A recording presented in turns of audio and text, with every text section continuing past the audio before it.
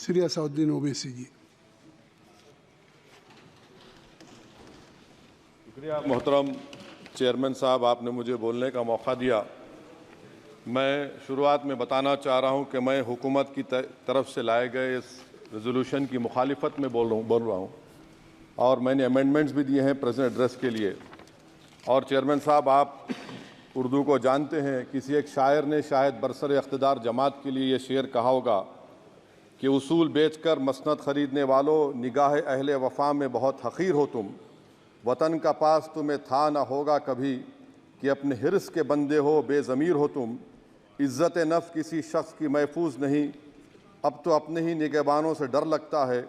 डंके की चोट पे जालिम को बुरा कहता हूँ, मुझे सूली से न जिंदानों से डर लगता है। मोहतरम चेयरमैन साहब, मैं आज इन लोगों की तरफ से बोल रहा हूँ जो दिखते तो हैं, जिनके बारे में बात तो होती है मगर उनकी कोई नहीं सुनता। मैं उनके बारे में बोल रहा हूँ जिनके बारे में वज़ीर आज़म मोदी ने कहा था कि घुसपैठी है। मैं उन बेटियों और माओं के बारे में कह रहा हूँ जिनके बारे में मोदी ने कहा कि ज़्यादा बच्चे पैदा करते। मैं उन मासूम नौजवानों के बारे में कह रहा हूँ जिनको मॉब लिंचिंग के ज़रिए मारा जा रहा है।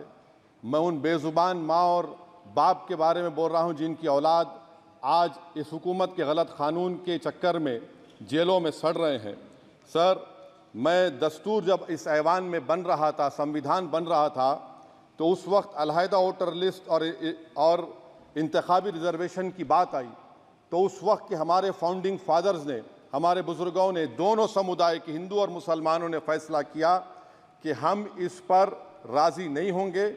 बल्कि उन्होंने क्या कहा था हमारे फाउंडिंग फादर्स ने, उन्होंने मुखालिफत की थी अलहदा वोटर लिस्ट की और इंतखाबी रिजर्वेशन की। उन्होंने कहा था, I quote sir, it is the duty of majority community to ensure that minorities are elected in the representative numbers. BJP मुसलमानों की नफरत पर जीतती है और मुसलमानों के नाम निहाद मसीहा मुसलमानों के 90% ज़्यादा वोट हासिल करते हैं, मगर फिर भी इस ऐवान के दरवाजे नहीं खुलते मुसलमानों के लिए और सिर्फ 4% मुसलमान जीत कर आते हैं। सर, संविधान सिर्फ एक किताब नहीं है जिसे चूमा जाए, संविधान एक किताब नहीं है जिसे दिखाया जाए, संविधान एक सिंबल भी है, मगर संविधान एक हमारे बुजुर्गों के ख्वाबों की किताब है।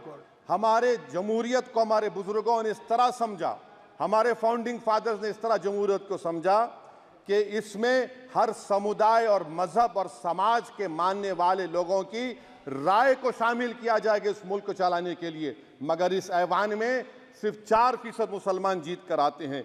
मैं संविधान से जो मोहब्बत के दावे करते हैं उनसे कहूँगा कि कभी उठाकर पढ़ो कॉन्स्टिट्यूएंट असेंबली डिबेट्स में कि नेहरू ने, H.C. मुखर्जी ने, सरदार हुकुम सिंह ने माइनॉरिटीज़ के बारे में क्या कहा था। सर, वतन अजीज़ का मुस्तकबिल कैसा होगा जब बीजेपी मुझे गायब करना चाहती है और दीगर हिज़्ब इख्तिलाफ की पार्टियां के लिए मेरा वजूद सिर्फ वोट डालना और अपनी खबर में जाकर सो जाना है। इसीलिए आप देखते हैं कि समाजी इंसाफ है सर कि 4% मुसलमान जीत कर आते हैं। सर, इस ऐवान में ओबीसी समाज के एमपी अब अपर कास्ट के एमपी के बराबर हो चुके हैं। ओबीसी समाज के एमपी अब अपर कास्ट एमपी के बराबर हो चुके हैं और 14% मुसलमान सिर्फ 4% जीत कर आते हैं। CSDS का डेटा ये बताता है कि इस मुल्क में जो वोट बैंक है, जो एक मुश्त वोट डालता है, वो अपर कास्ट का है। मुसलमान का कभी ना वोट बैंक था ना कभी रहेगा। सर, 4 जून के बाद 6 मुसलमानों की मॉब लिंचिंग हुई, 11 घरों को मध्य प्रदेश में मोदी के बुलडोजर ने निस्तो नाबूद कर दिया। हिमाचल प्रदेश में एक मुसलमान की एक दुकान को लूट लिया गया और हिज़्ब इख्तिलाफ की पार्टियों की तरफ से सन्नाटा है। शायद अब वक्त आ चुका है कि लफ्ज़ मुसलमान का नाम लेना भी अब उस पर पाबंदी आयद कर दी जाएगी। सर, मैं ये बात बताना चाह रहा हूँ कि नरेंद्र मोदी को जो मैंडेट मिला है। एक मिनट, आप लोग बैठ जाएं, कृपया आप लोग बैठ जाएं। श्री मनसुख मांडविया जी, आप लोग बैठ जाएं, कृपया माननीय सदस्य बैठ जाएं। श्री मनसुख मांडविया जी, मनसुख मांडविया जी, कृपया आप लोग बैठ जाएं। अपने प्रारंभिक कृपया आप लोग बैठ जाएं। आप लोग बैठ जाएं। माननीय सदस्य ने अपने प्रारंभिक भाषण में जो शब्द प्रयोग करा है उसको ऑथेंटिकेट करा जाए। और अभी उन्होंने उल्लेख करा कि मोदी के बुलडोजर ने वहाँ मॉब लिंचिंग करा है उसको भी ऑथेंटिकेट करा जाए। निश्चित तौर से इसको ठीक है। उवैसी साहब जब भी कोई बात नहीं सर, आप चेयर पर बैठे हैं जी, इसलिए आप मंत्री जी को पेट में दर्द हुआ, माशाल्लाह, शुक्रिया उनका। नहीं, तो सर मैं ये बोल मंत्री की रहा था, जवाबदेही है अरे ये नहीं, मंत्री इससे की बुरी बात क्या है? पेट में दर्द हो सकता है, वो दर्द ये सब ठीक अच्छा है। दर्द हुआ, चलिए दर्द हुआ, दिल का दर्द हुआ। तो सर जो नरेंद्र मोदी को मैंडेट मिला है वो सिर्फ और सिर्फ मुसलमानों की नफरत पर हिंदुत्व की वजह से मिला है। I would like to say it is not Modi's in doc but every single person voted him despite his anti Muslim voice. And I would like to tell the opposition parties, this is not a moral victory for you, this is a victory of majoritarianism. Everyone should contemplate and do introspection. Why is it that the OBCs and the upper caste are getting their due representation? Why are the Muslims not getting? Are we here only to vote for you and not to get elected? If that is the case, please tell us that we are only here to vote for you. Sir, आज भारत के आधे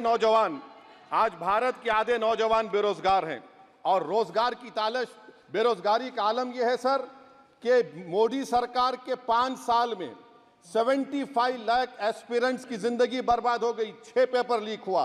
बेरोजगारी का आलम यह है sir कि Russia जा रहे हैं, वहां जाकर अपनी जानों को दे रहे हैं। बेरोजगारी का आलम यह है कि नरेंद्र मोदी रोजगार का कैंप चलाती है नौजवानों के लिए कि तुम इजराइल में जाकर काम करो, उनको कैनन फॉडर बना रही है ताकि फलस्तीनियों की जायदादों को हड़प कर सके।